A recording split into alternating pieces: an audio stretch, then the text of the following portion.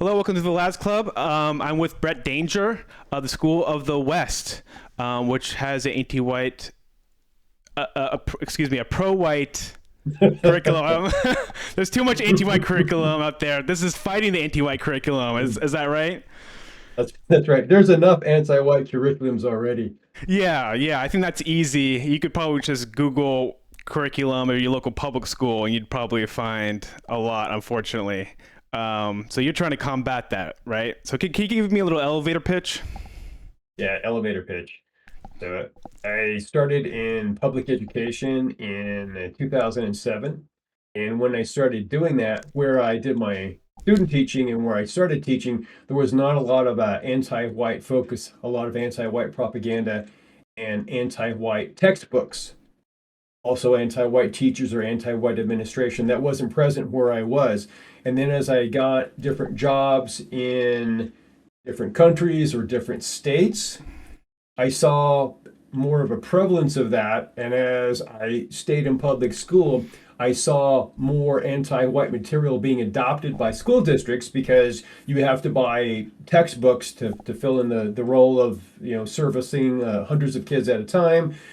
Plus, also whenever we would have teacher training or we would have meetings with teachers unions, there was a definite anti-white focus that had very little to do with education, but pushing white guilt on people. And what I wanted to do is provide some sort of material that serviced the psychological needs of white kids because I saw what was happening to them and I was powerless to do it as a teacher in public school.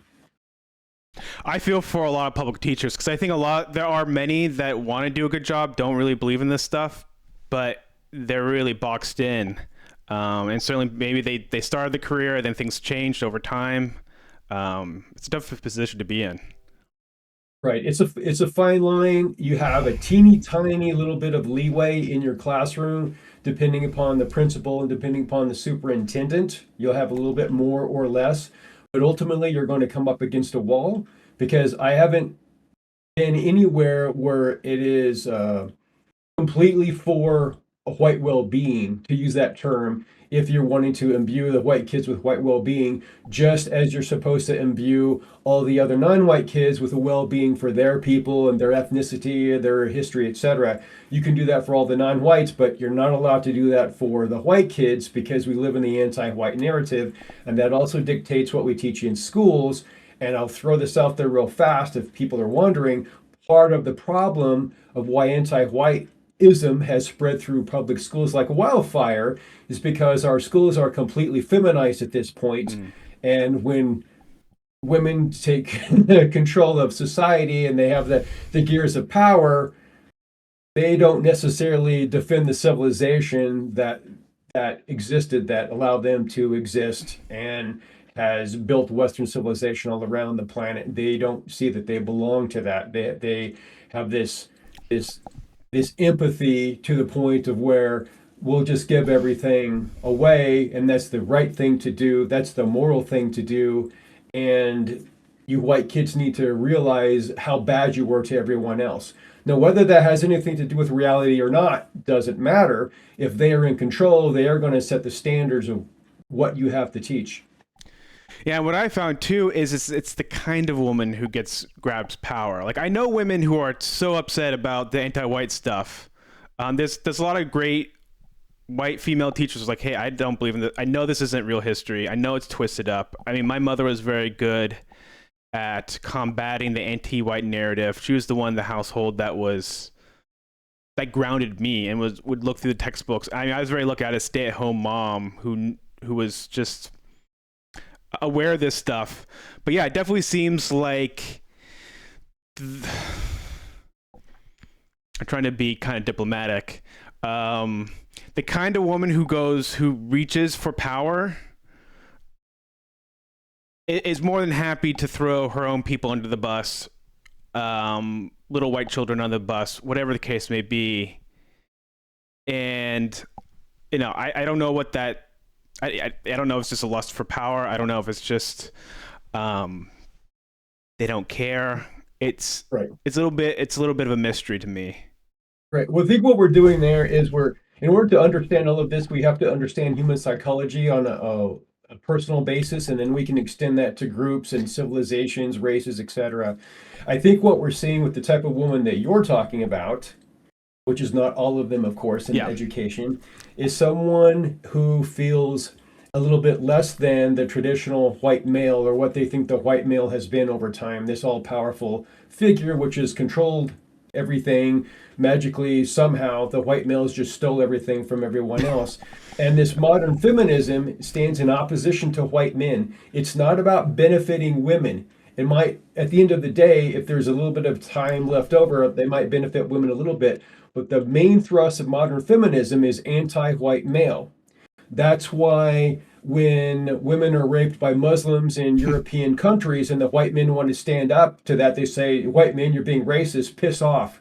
We can get raped all by ourselves and we'll handle it. We're strong or whatever. You get the hell away from us. We don't want your racism.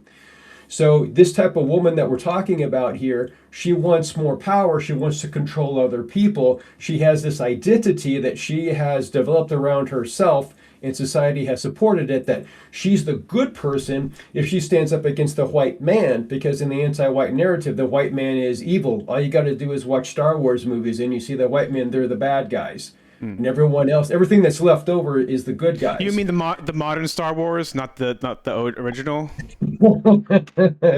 Yeah, whatever the modern Star Wars crap is, which I don't watch anymore. Okay, I I just see. hear rumors Yeah, about it. yeah, yeah. And I see and I watched one of the movies, and everyone that's not a white man was the good guys and all the white men were the Mm, bad guys. And after I saw that, okay, I'm done mm, with it.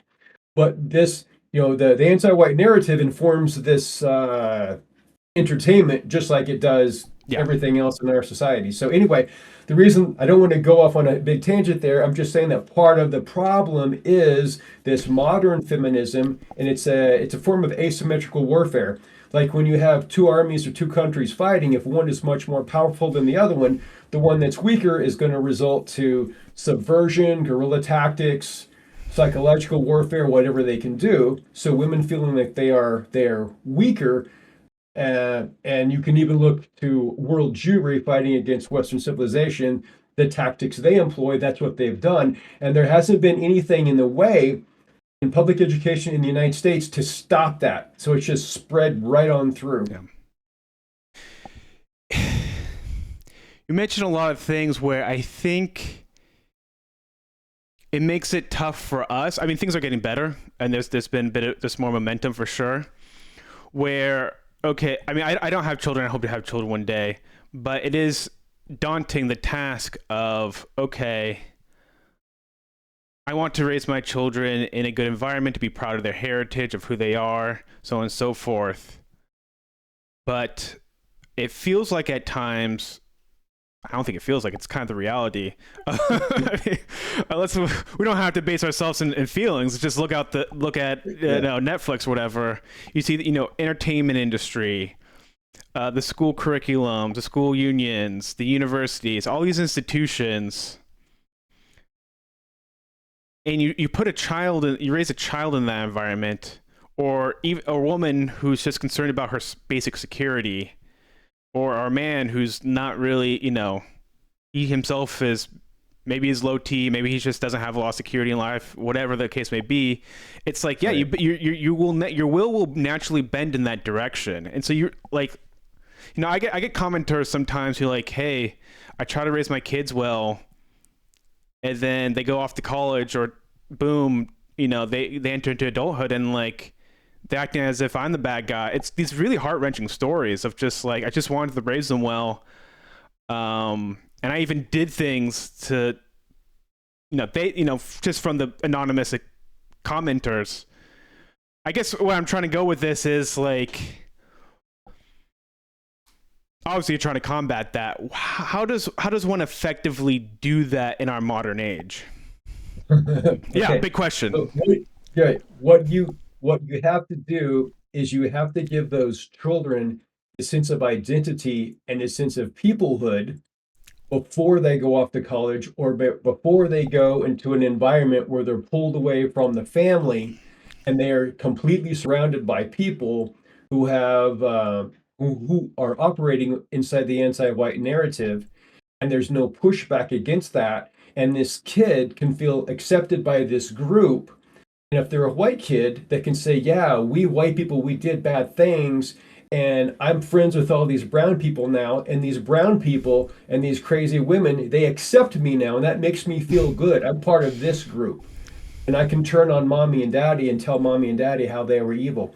So part of the main purposes of the School of the West is to imbue children with a sense of identity, connecting them to their European heritage, going back into time, but also we are a one people and we're all around the planet. And wherever we've gone, we built Western civilization.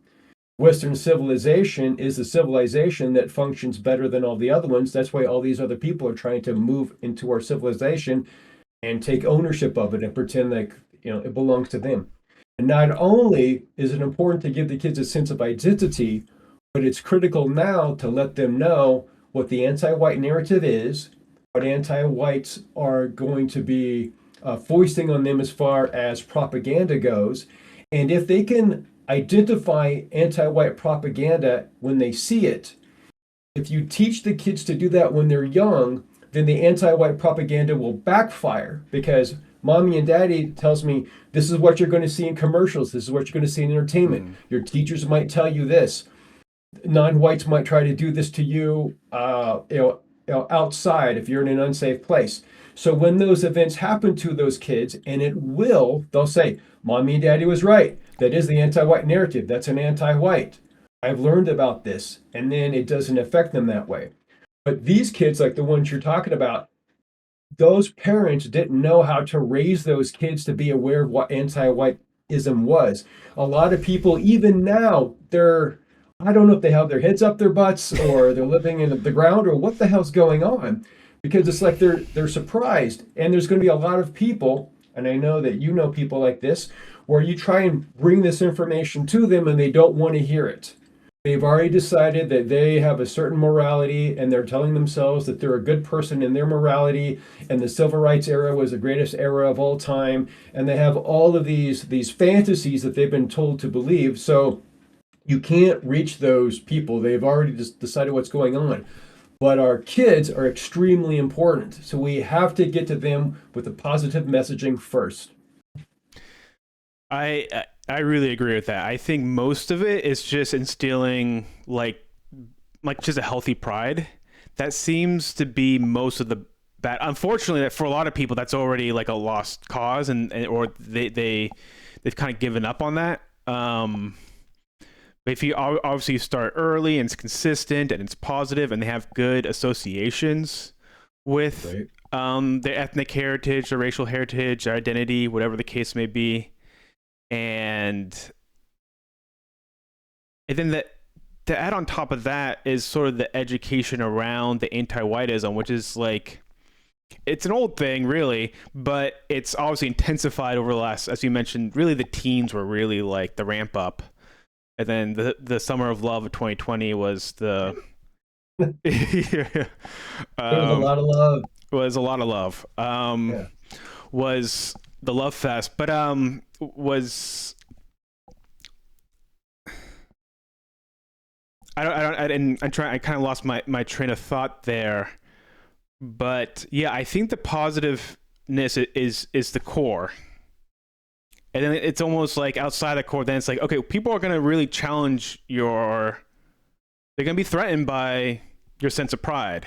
They're going to be threatened by your positivity. They're going to be threatened by the fact that like you might be naturally better at some things, or or your people are naturally better for no fault of their own, really, are just like, oh, their neighborhood looks a little nicer, or whatever the case may be. And so you're, educating them like that's going to happen. That's right. That's important. That's part of the world. Like, understand that's resentment. You don't have to like bend your will to someone else's resentful, jealous energy. You're not responsible for them being happy. Yeah. Which is can sometimes be a hard lesson for a kid to learn. I think that's just, we have a natural like. I think a big problem too is white people are naturally conscientious. Mm-hmm. We are sensitive to other people's discomfort, to their pain, which Yes. is a strength that's been used against us.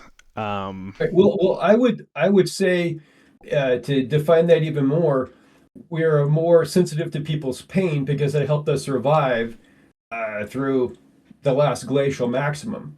But that has been used against us. We have been parasited upon by others who don't have that same morality.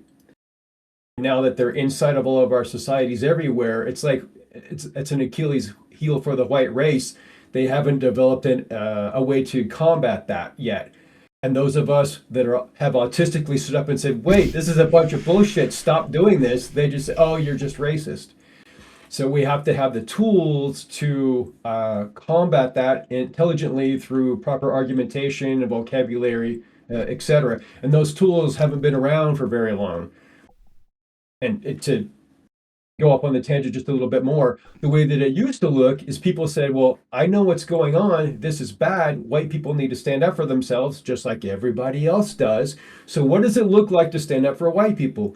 Oh, well, you start doing the Roman salute and you wear these clothes or you wear a stupid pointy hat or whatever, and then you get out and march and sometimes you get fat and you chant slogans, and then normal people look at you and think you're a bunch of idiots. yeah. So everyone who's an anti-white has this easy straw man argument to say, "Oh, look, these dumbasses are pro-white, and all of us good people are, well, we're just good people. We're not going to call ourselves anti-white. We're just going to call ourselves good people." And that has been the argument for decades, and that is slowly changing because, like you said earlier, people are just starting to wake up. They've started to realize what happened in the summer of massive love, and they're looking for ways to change that. And the tools are there, and that's what the School of the West is for the kids, young kids, older kids, and for the adults as well. They're trying to employ those.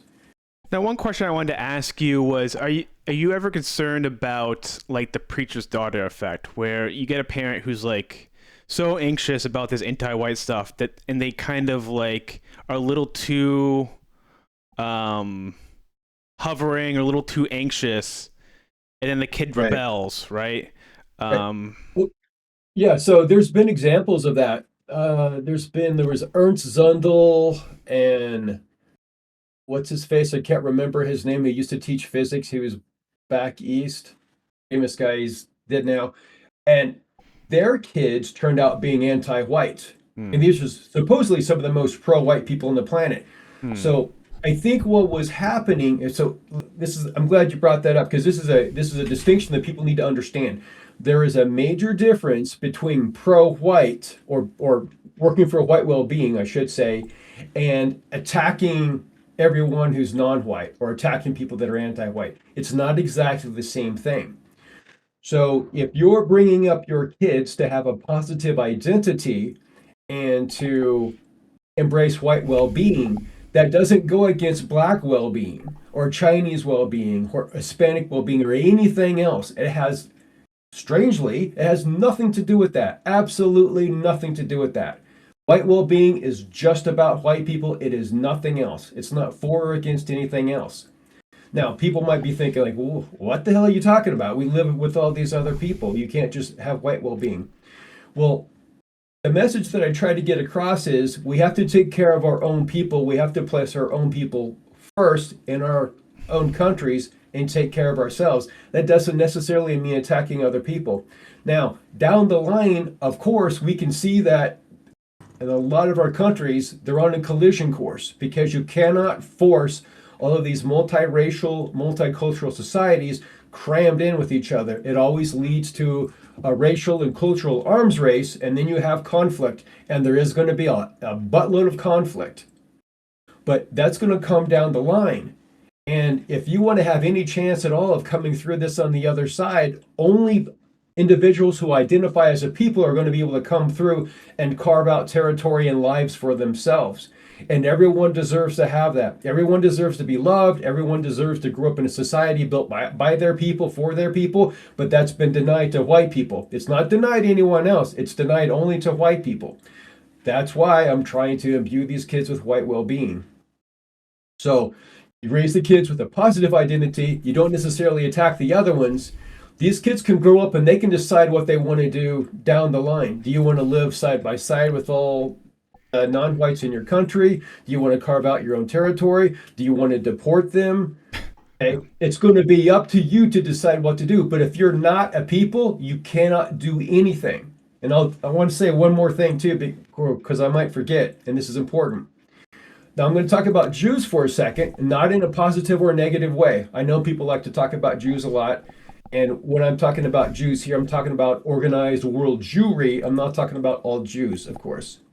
Now, Jews are very smart and they have very impressive in-group preference. And they have the term anti-Semitism. So as soon as they get the whiff of anything they don't like, it doesn't make sense, doesn't make sense, doesn't matter. They circle the wagons and they say it's anti-Semitic, whether it's anti-Semitic or not. So when I try and tell white people that all of these things that they're seeing is part of anti-Whiteism, sometimes people will understand that and they see the importance of using that term. Many times people will say, oh no, that's communism, or that's just feminism, or those are liberals, or that's wokery, or those are social justice warriors. Well, if you want to keep using those incorrect terms or those nebulous terms, we're never going to become a people. You're never going to have the society that you want because you're not placing your people first. If you place your people first, it's anti-white. If you want to talk about it beyond that point, that's okay. But you have to put your people at the center of your story and not put all of your so-called enemies at the center of your story. So if you put yourself first, then you're not going to have kids that grow up and resent mommy and daddy later on. I'm glad you brought up that last point. Well, you brought up a lot of good points. I want to nail one. I get boosted and I get hit with the JQ all the time. Like I'm too positive, I'm too negative, and I have a hard time finding that line of like, you know, it's international Jewry. It's sort of like a small group of moneyed Jews who definitely have the seat at a table. And they have a big one, but they're not the whole story either. Like it gets very convoluted very fast. But the last point really I want to focus on is, I mean, I think this is what Jason Köhne, is that how you pronounce his last name? Köhne. I agree with him a lot of points, especially that one where he's like, I hate I don't like left and right. I don't like liberal conservative. I don't like communism, social, like it's too like, but what are you really saying? Wokeism, everything's communist, everything's satanic, everything. It's like, and that all may be true. I'm not saying that isn't part of it for sure. Right. It's not that that's not true, but it's such a big umbrella term, and it just obfuscates a lot of realities, and the race thing gets lost in that, where it's like a big push is this it seems like a very like lizard brain level antagonism. It's very tribal. It's very primal almost, of like that group that I could see that they're different because they look different, has more stuff than me. They look cooler in history books. Yeah, I don't like them. That's right. You know, it's jealous. Yeah. I'm jealous. It's jealousy. Yeah. And I've said this before. I don't blame them. If I crack open a history book and go, oh, all these guys invented like most everything, and then the Asians some, and it's like, and then like everything's like the whole we don't even have our own history. It's all written through their eyes. Like you kind of go, yeah, that's just a fact. You're not going to change that. But yeah, you have to label it. Labels are so important, and we have it like, and good accurate labels, because there's something like psychological about that. It's like, oh, people have like, I'm sure this has happened to you, where you're talking to someone, you think they might get it, but not really. They're kind of on the fence, and then you use a term, and they go, oh, it's not like that. Like, oh, I know some good ones. It's not all those people, and there's some bad white people too, don't you know? And didn't we do this and da da da da? And it's like the hope is you just say that a word or a phrase like anti-Whiteism or you know demographic change or replacement or white replacement or whatever, something that's it's very like it can be divisive and controversial, but you're hoping maybe a month from now or a year from now they're in that subway train and they look around, they're the only white person, and you're like, what the hell? This is racial replacement. This is white replacement. Or you send your kid to your local public school and they're the only white kid, and you go, oh, Eric wasn't crazy, Brant wasn't crazy. It's like that was the accurate term. Yeah. So language is very powerful. It's useful. Sometimes it takes time, Yeah, it does take time, and you hit on a major point right there. It is powerful because we think in words. Once we learn to talk, we think in words, we record our information in words, we're communicating right now in words. And the white race was defeated by words. There was no invading army that came in and shot a bunch of white people and they say, okay, we give up, you win. It was through psychology, constant manipulation of the media, education, government, through words, telling us who's good, telling us who's bad. Here's the civil rights legislation. Black people are pissed off. Black people are poor. Whose fault is it? It's white people's fault. Here's all the things white people need to do now for black people. Oh, okay. We're good white people. We're little sheep. We try and be good. We try and be moral. We're going to just do all these things for all these other people now. We're going to let them come into our country now. Oh, by the way, our leaders are a bunch of freaking traitors because they're taking a bunch of Jewish money. People have woken up to that now, but people who complained about it for years were just totally ignored. I'm kind of going up on a tangent here. But anyway, yeah, words are very important.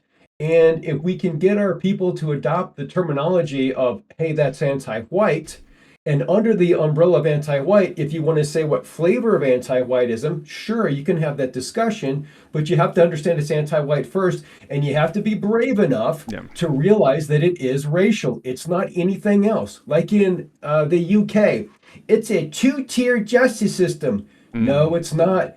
Dipshit. It's anti-white. Just say it. Why are you so unbelievably cowardly that you can't say it? You're part of the problem. Jews would never have a problem saying something is anti-Semitic. They can't say it enough.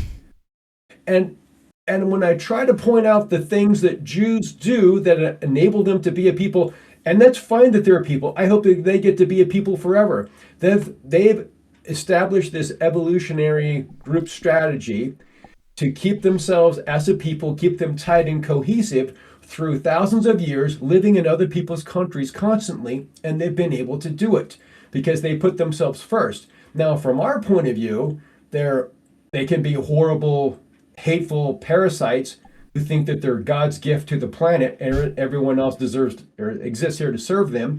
And it's obvious that a lot of them think that way, and they have extreme glee in watching our civilizations be destroyed. But that's not the point. You can't bitch about them and have anything change. That's been going on for decades and nothing has changed. It's only got worse.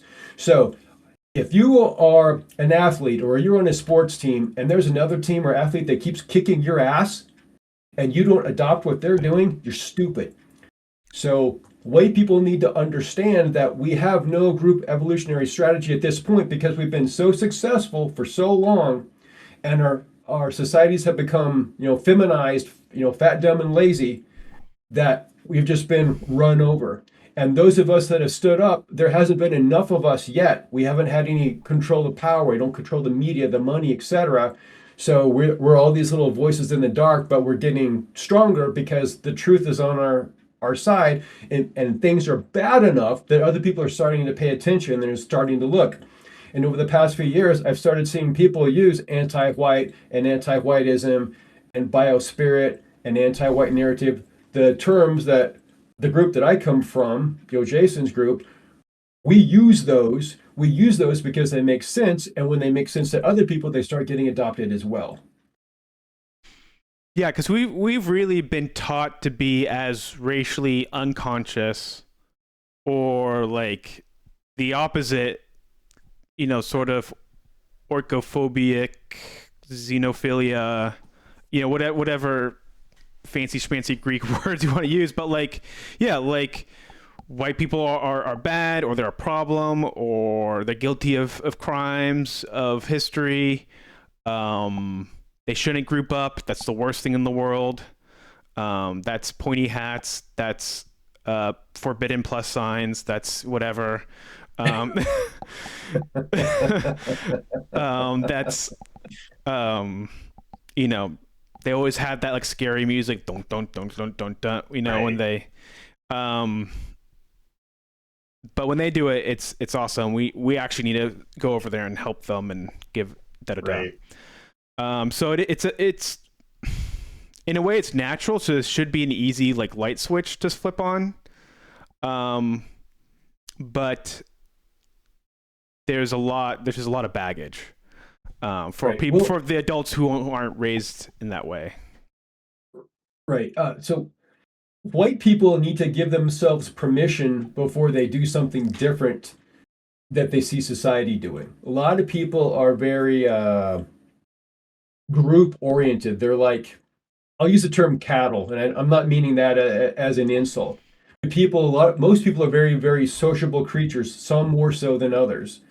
And by the way, that's where we get the word spurging out from Asperger's autism. Those of us with Asperger's, we just say whatever the hell is on our mind, and we don't care what other people think about us. That's why so many people have been autistic in the forefront of this, because they haven't been controlled by society, where most people allow themselves to be controlled constantly. And I'll talk about the baby boomers for a second, because I think this fits into what we're talking about here. The baby boomers were in sort of a sweet spot where they had all the benefits of post World War II, where America was on top. America was economically powerful because it had all of these um, contracts to rebuild the rest of the world that got bombed all to shit, partially by America. And they had mostly white societies, so they didn't have all of this anti-Whiteism that they had to live through. And then also they got all of this civil rights propaganda revving up, which, surprise, surprise, there was a lot of Jews behind that, promoting the blacks. Of course, you don't ever hear about that. So they got indoctrinated with this white guilt, and also white kids and black kids, mostly white kids, were forced at gunpoint to start going to school with other groups. And it wasn't from the whites down south that had to do it. It was from the people up north, that it didn't affect them at all, but they could be high and mighty. And I'm going to show you how moral I am, and I'm going to make you white people down there do these things that I think you should do. So all of this psychological warfare was going on with the baby boomers, and they moved on into society. They had lots of money, and they were able to go into neighborhoods, gated communities, etc. They had enough money to get away from this so-called diversity, from this anti-Whiteism. So they continue to live, even now, they continue to live in this delusional, this fantasy world where white people are kind of bad. They don't have to live around any of this diversity, but they're going to chew your ass out if you complain about diversity. And you can't get them to do anything. You can't get them to change their mind because of this time period that they lived in. But there's no other generations growing up that are going to go through that life process that the baby boomers went through. But the baby boomer generation, what happened there, has set us back so freaking far that we're way behind the curve now. We're in this ball game, and we're 12 touchdowns down, and we're trying to figure out what the hell do we do. But we do it through positive messaging, building an identity, etc. As I keep going back to the same thing. Yeah, I consider the baby boomers as like a historically anomalous amount of wealth. Like, it happens from time to time. Like, there's always golden periods of civilizations. I'm sure Rome at its height was awesome, and the UK at a certain point, and so on and so forth. Like, that was just a special time. Good for them. Yeah. But it also made them I know guys where they experience so much failure it blinds them. They think everything's stacked up against them. And I know people who are so successful it blinds them. They think like the whole world is bountiful, and they don't really understand anything. And that's kind of what I see the boomers. And then definitely like they enjoy the spectacle of diversity. The like, oh, you go to the city or you go to the airport, and all these people. Oh, they look so different, and no one's hurting each other. No, see, everything's good. It's like, well, it's an airport. Well, so of course, like people are just going from point A to point B. They're not a people. What's the commonality? What's the common religion or history or belief system or set of principles? Nothing. It's greed. Honestly, I think it's just greed. At least in this country, it's like, I was in the LA airport a few years ago, and even I was someone who's a California native. I'm like, whoa. I mean, first you gotta go, you get it, because you're like, first you get hit by the imagery of like, wow, there's like every kind of person here. Every name a country or continent, they're represented. It's the UN. So you're like, well, that's kind of fun to watch or see, and then you're like, wait a minute, what happens if America is no longer a wealthy country? I mean, we're obviously going that direction, but I mean, like, we really like the economic treadmill really starts to slow down or collapse. We're like, we're not gonna be on the same side. Like the idea that the Hindu and the Muslim and the African guy and the Christian and the Chinese person and the white person, it's like, what? There's not a lot of glue here. Right. The glue right now is the economic opportunities that they get inside of our country. Yeah, and if that goes, then it's like, uh-oh. But that's another thing. I want to ask you a question. So back to like raising children in this environment. I have a lot of international listeners. They don't have homeschool at all. They have to send their kids to public school, maybe parochial school. Obviously, a lot of people here, homeschooling is not an option. It's not they just don't have the time or the money. The kids are going to get this messaging to some degree. What do you say to a kid that goes, mommy, daddy, why is that neighborhood over there where all the black people live? It's poor and there's broken glass and there's no businesses and it looks different. You can see the differences. A child can see the differences. And we go, my neighborhood, and it's nice and there's trees and kids are playing. Like you say, just to focus on your own people and be positive. But how do you explain differences to a child? Well, first of all, the parents have to decide if they want to tell the truth or not. And if you want to tell the truth, you've got to start by giving information to a child or any student at the level that they can understand it, and then you can build from that. And I want to back up and say one thing real fast. You say people don't have the opportunity to homeschool. What you need to do is after your kids come home from public education, you give them a little bit of homeschooling. You review the day with them. You see what type of anti-white material they had. So anyway, you are still responsible for controlling the messaging that your kids get. Do not allow schools to do that to you or your kids. Okay, I'll say that. Now, if you want to talk to little Johnny and Sally, I mean, I know how I would do it, but once again, it depends upon the comfort level of the parents. Here's some basic things. Not all people are the same. Okay, these people that are different races, you can tell basically by looking at the color of the skin, the faces, the eyes, the noses, etc., are going to be a little bit different. You can talk about evolution to the degree that you want to, or creation if you're comfortable with that. And you get out a globe, get out a map, show them where these different people came from. Let them know that people live for hundreds of thousands of years isolated from all the other races. That's the natural state of the planet.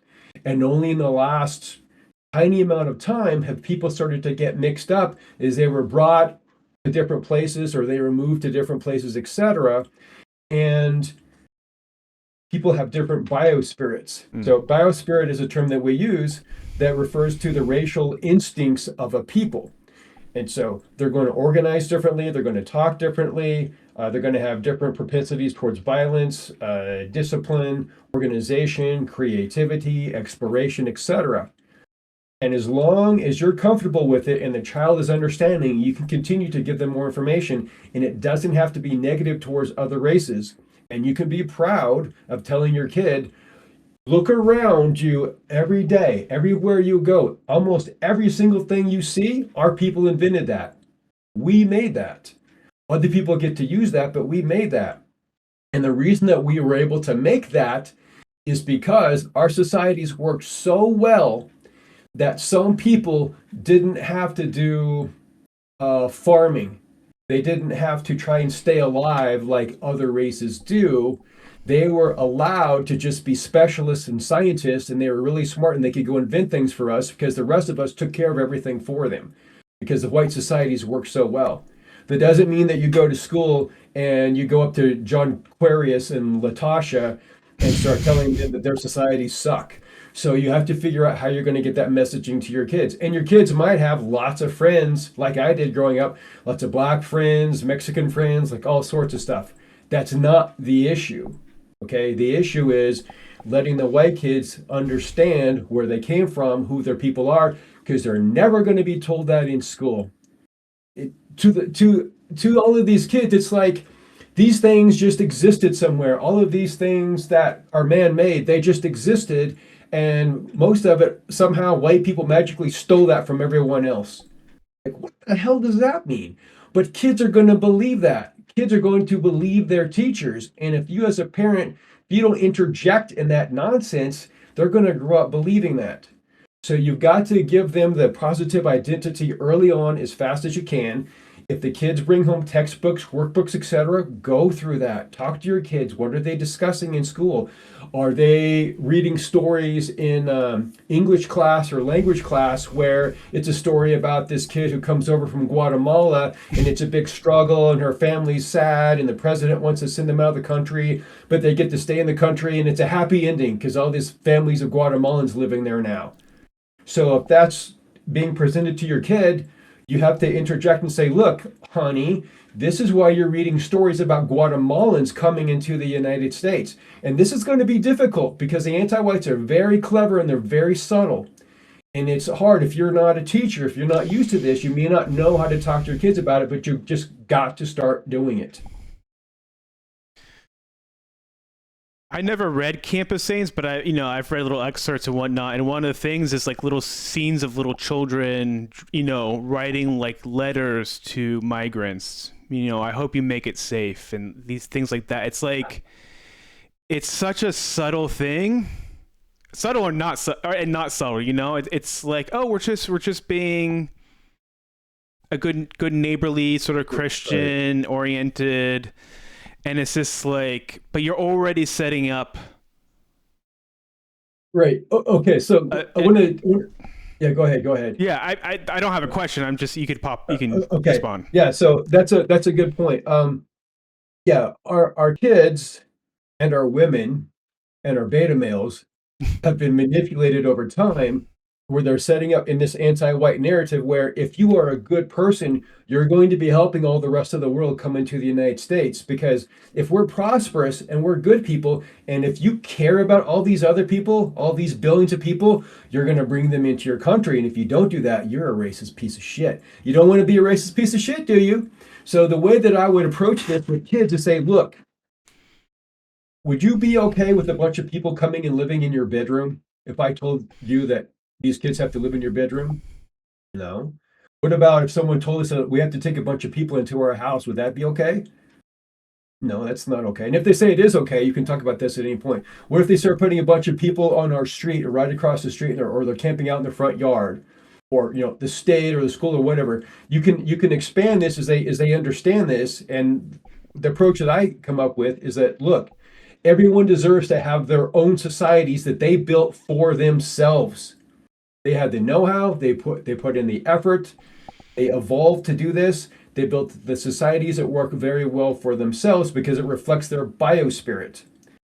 Now, no one is invading societies anywhere around the planet except our countries. They're doing that to us, and they're doing that on purpose. And if you're in school, they're going to give you stories that make it sound like that's a good thing. But I want you to be aware of this. Now, you can bring this up in class. You can talk to the teacher if you want to, but I especially want you to bring that to me if you start seeing things like that, and you're going to see a lot of it.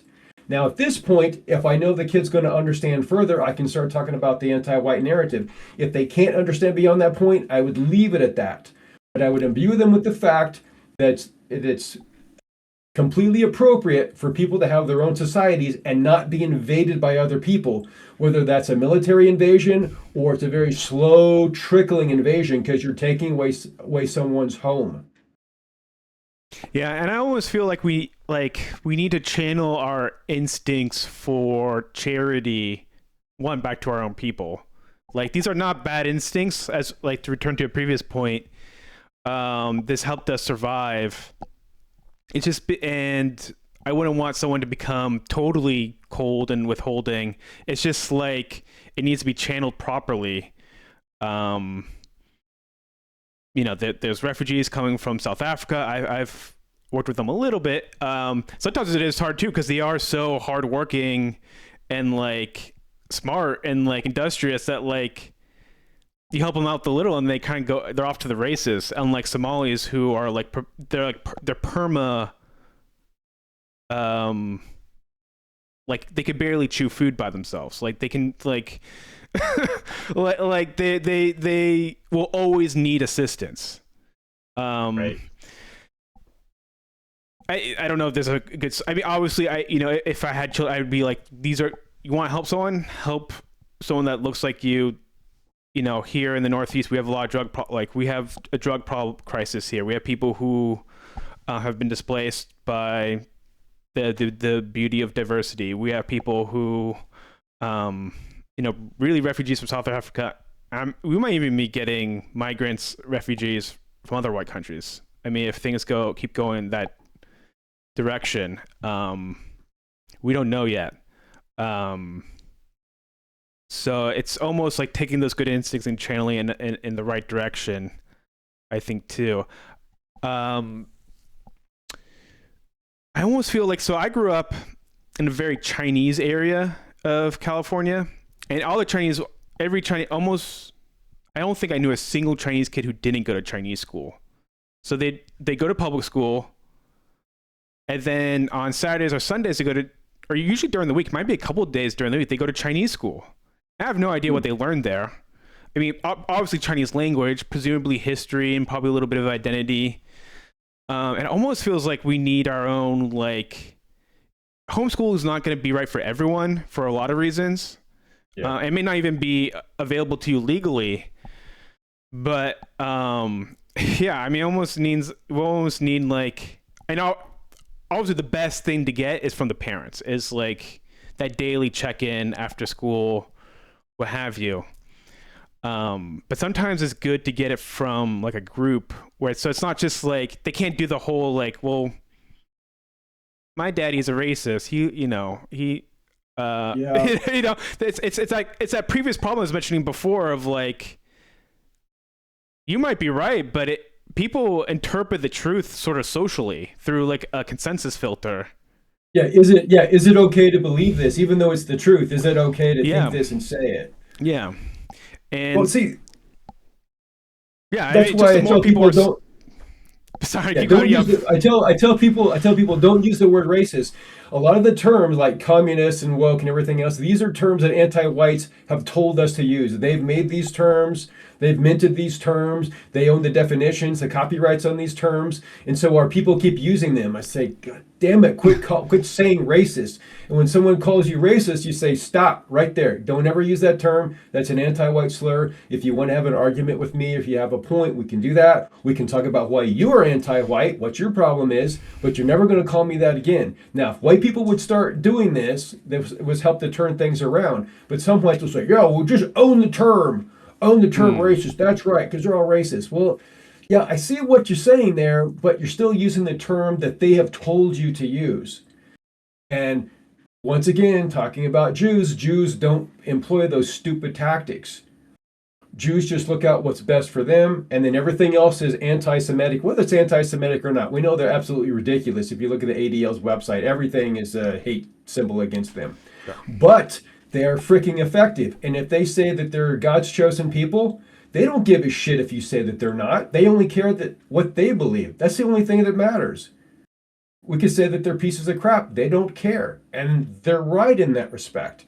White people just need to understand what they are. We'll be completely fine. Once again, it's like there's been no defense against what's happening. I'm sorry, I know I'm derailing again because like one thought just leads to another, but the language is extremely important. And like you were saying that maybe you don't want to just work with mommy and daddy, you want to work with a group, etc. You know, daddy's a racist. Uh, that's why with the School of the West World, I think I haven't Yep. said the website URL yet. I'll definitely drop a link in the description. Oh, Yep. okay. People can go there and they can start looking at some of the material and they can say, I can understand this. This is appropriate for me. These are things that I can share with my kids. And there are other ways that I won't talk about right now where you can connect to other people. I can connect you to other people who are in the same boat. And if you're out there and you're feeling lonely and you're thinking, holy crap, like no one cares, I'm fighting against these anti-whites on my own.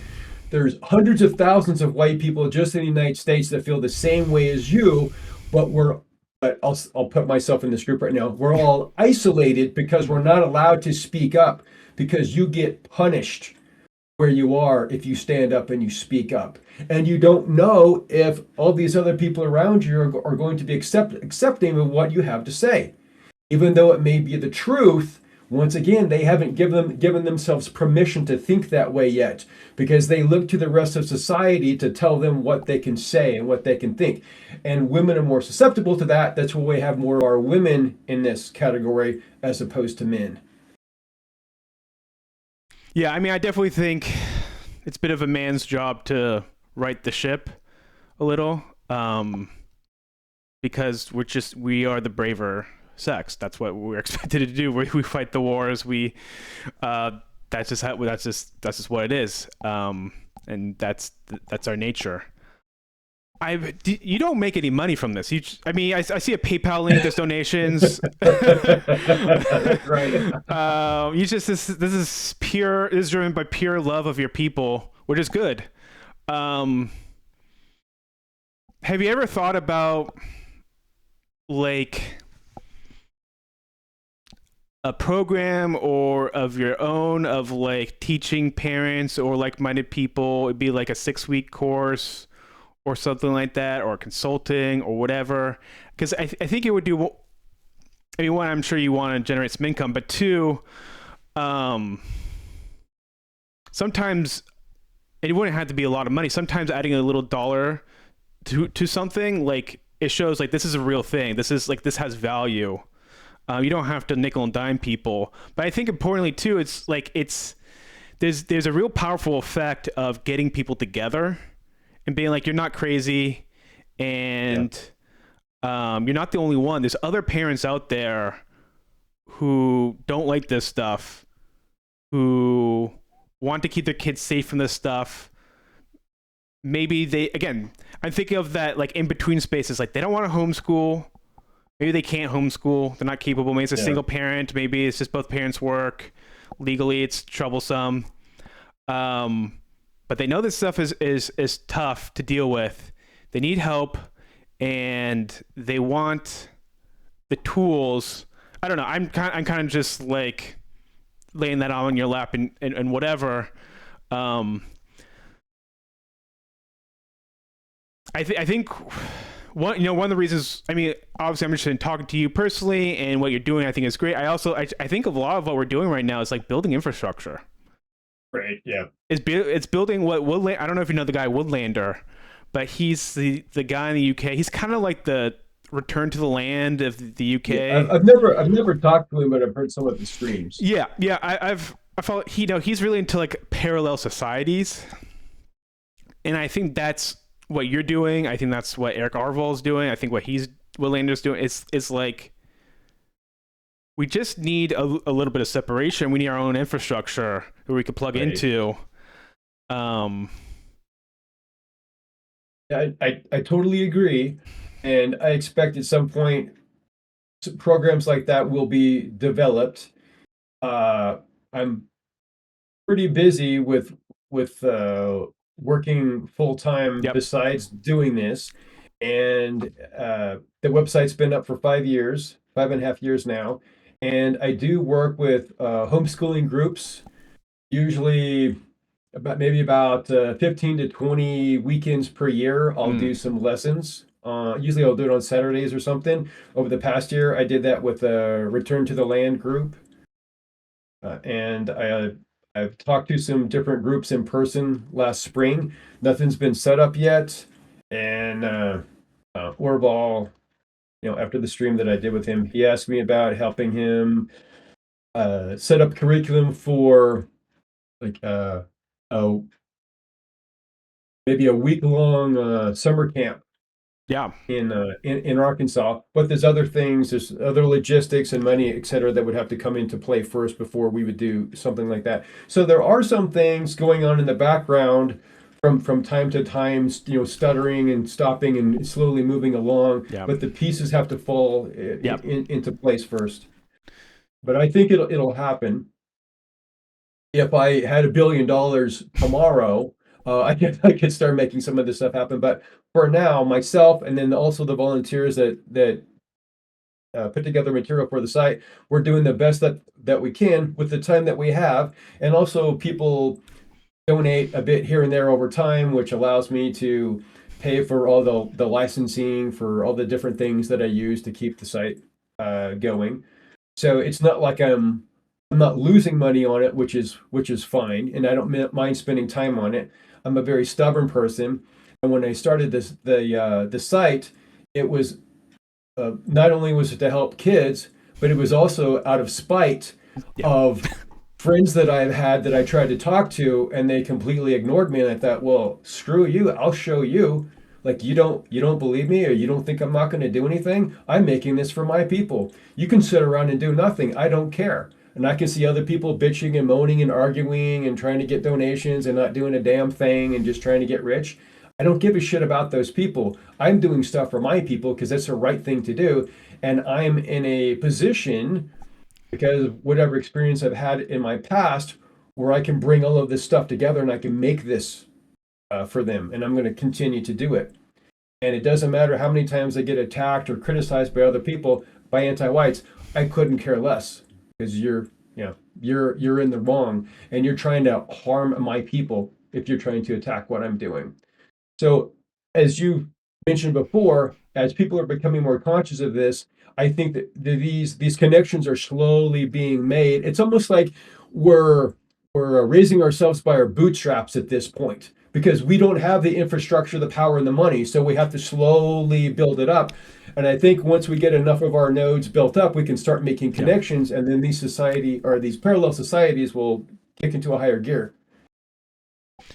Yeah, we do not have, we have the spirit and we have good people like yourself and Arval and others, and we just don't have the money. Yeah, I wasn't throwing the consulting or the classwork thing as a way to like get rich scheme or way to Jew over your own people, but just like I know what you're saying. yeah, It's it gives you logical, more time to like, if you can kind of find a market. I don't know if they're there yet, but like kind of professional upper middle class, because they've obviously like they're in that like sweet spot of like they don't have to deal with. A lot of them are wealthy enough that like diversity isn't like a threat to them per se, but they're kind of coming to the scene as well now, I think, where it's like, okay, I go to my IT job and my whole department's Indian, I have kids, and then it's like, yeah, they're the only white kids, so on and so forth. They're feeling the pinch too. So the idea isn't like you're squeezing every nickel and dime out of like some guy who works at Jiffy Lube. It's like you take people who, again, I don't know if there's a market or demographic. It's all economics has its the invisible hand and whatnot. It's like people who like, yeah, I'm busy, I work a professional job, I want my kids in a good frame of mind and to be I want to raise them well. Can I just pay you, write a check to Mr. West, Mr. School of the West, and and then they could be within a good environment with good kids and the whatnot, and then that you use those funds to help all white people. Then it's not just like you buy a mansion in the hills or whatever. I mean, hopefully maybe that can, on the side, but That's my secret plan, is to buy a mansion, leave, close I, the site down. yeah, I think white identitarianism is definitely the path to wealth. No, yeah, I don't know. It's just I want people to have a sustainable path, to do the work they can do in a sustainable manner. Yeah. And now volunteers, do you work with volunteers? Do people help you out? And are you looking for volunteers? Yeah, I've had about 45 Oh, people wow. over the past 5 years build either lessons or give me material or do research for me, etc. There's all types of material on the website when people go and check it out. And on every page of the website at the bottom, there is an email address, contact at School of the West world or something like that.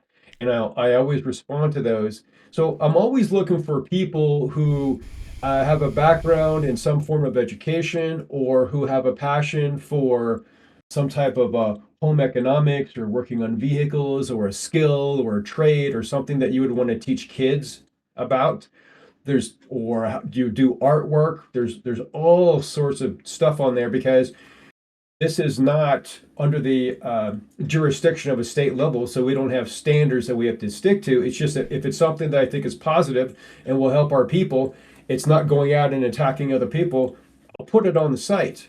There's something that I'm going to put on the site this upcoming weekend. I've got a brand new teacher who's a history teacher, and he's putting together lessons on American education or American history that isn't taught in schools anymore. He knows this stuff. Where's he going to put it?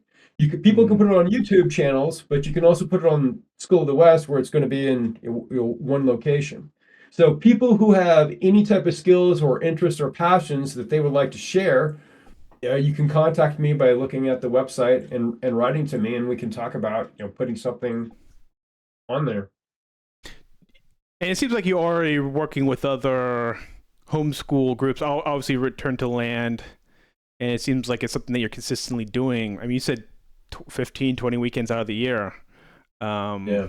That's like half the weekends. So yeah, you're already pretty active, pretty busy. Right. Right. Yeah. So the motions of building what you're talking about, like I said, they're there in fits and starts. Yeah. It's just that things haven't quite come together yet because we don't have enough of us in a position to where we can like flip that big flip the Yep. breaker switch and then it's off and Yep. running. We're not at that Yep. point yet. I totally see what you're saying. Yeah, hoping my little channel helps a little bit. I hope to connect with other people in the space, just to give them a little bit of platform because a lot of it is just like advertising. Mhm. To put it in such a blunt manner. It's just it's I hate to use the word raising consciousness. I mean, I feel like I've been like that kind of like ooey gooey California language is. Like, you can take the granola out of the California, but you can't take the. Anyways, yeah, it is about like planting seeds in people's minds and then getting people connected and talking. It's all kind of part of it. Right. It's important too that people see this type of material that they may not be exposed to because they don't know that it exists. And once again, when they see that other people are doing it, Yeah. then they can give themselves permission to do it too. Like, oh, this is Yeah. okay. This is an option. I don't have to just put up with this over here. And it may not be established yet, but I can be part of help building this because this stuff is going to happen. People like me are just going to keep going. Yeah. Great. Hey, we ain't stopping. Yeah. So if you want to be a part of it, then let's go. Yeah, for sure. It has its own momentum. Like people are going that direction. So it's just a matter of, as you said, it's like there's little nodes popping up here and there, and then they kind of connect to each other. And then it's like if they can all, if they Right. can keep building, and they become Some slightly a building lot, big nodes. right. Unfortunately, a lot of the nodes it looks like a node. It's just people making money for themselves, Mm. just being outlandish and getting people to donate to them all the time, but they don't actually do anything for white people. Okay. Year after year, they don't do jack shit. Okay. They just have a big YouTube channel. Can we name and shame? Can we Yeah, if you want to, sure. Yeah. who are these people? Well, not that I would say it, but maybe someone like say like a Nick Fuentes, Oh, yeah. might be Yeah, yeah, someone yeah. like that. Not people who actually are trying to develop communities and Yeah. groups and education, things like that. There's a lot, there are other ones that aren't necessarily in line with what everyone else believes, but I respect what they're doing because they're putting out a lot of work. They might be protesting, marching, giving speeches, trying to carve out some of the land. And also say this for return to the land people. I know anti-whites just, their hair goes on fire when they see that, oh my God, white people are trying to have their own place. How dare they? We're going to sue them now. Oy vey, you're stopping me from living in your spot. Okay. When I went to the spring conference, March or April, whenever it was, they're some of the nicest people I've Yeah. ever met in my life were at Return to the Land. They just want to be left the frick alone. They don't want their kids growing up in an anti white environment, but anti whites still won't leave them alone. Now, some people might say, oh, they're going about it the wrong way, or they should advertise it differently, or they shouldn't have bought that land, or they should think about these other things. Well, for Christ's sake, if they're trying to do something, they're trying. Okay, so I respect all of our people that are trying to make things better, even though they're taking different approaches. They're doing the best that they can. Yeah, I see what you mean with the kind of media figures. Like I kind of like I still don't know what to do with this channel because at times I'm like, well, just like no, seriously, like sometimes like just reacting to something stupid online gets all the views, Right. and that's a form of power. That's a form of influence. Yeah. And then talking to our TTL, talk to you guys, whatever. It's like that's real stuff. That's actually real. That's building things.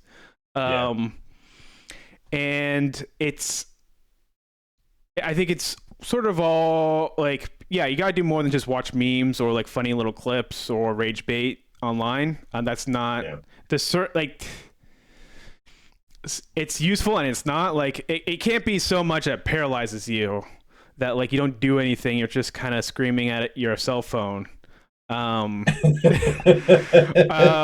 if you scream at your cell phone and then you go and do something, Right. well, that okay, like Right. that. If it inspires you to actually do something, that's one then, thing. then that is not bad, yeah. So it has to move. You have to move off of that and do something, and build something worthwhile, which is what you're doing. And you've been doing it for a few years now. So thank you. Is that With my severe distaste for sensationalism, all that type of horse shit and talk tick and TikTok and that yeah, crap, I don't ever go out and engage in that. I don't advertise School of the West anywhere. I just talk to good people like yourself. yeah. And at some point in the future, if I want to spend money on advertising, I will. But it's just this silently running machine in the background right now. Then it's just being built. A Yeah, little bit at a time. yeah. It's just work. It's just like operational stuff that needs to happen. People need to do it. And it's not, yeah, as you said, it's not sensational, but It's it's not sex. It's not sexy and flashy. exactly, yeah, yeah. But kids need to be raised well. People need to start have families, and they need to be in a good environment. That's just a necessity. Yeah. So that's the reality. So, do you have anything else you want to share before we wrap things up? I don't know. I would just go off on a tangent. I I think we covered everything. People can check out the website, contact me if they want to, or if they have questions. That's fine. If they want me to do some homeschooling lessons for them or something like that, they can ask about that. I know that when I do lessons for Return to the Land, it gets disseminated to all of their members who want that. I believe that's how that works. Depending, doesn't matter where they live inside the United States. Anyway, I'm glad to have the opportunity to talk to you and raise the consciousness. of all of these fine people. Yeah, connect our All the chakras. interwebs. Yeah, connect our chakras, raise the consciousness, do all the things. Yeah. Well, thanks, Brent. Yeah, that's Brant Danger with School of the West. I'll have his email, website, all connections in the description. Thanks again.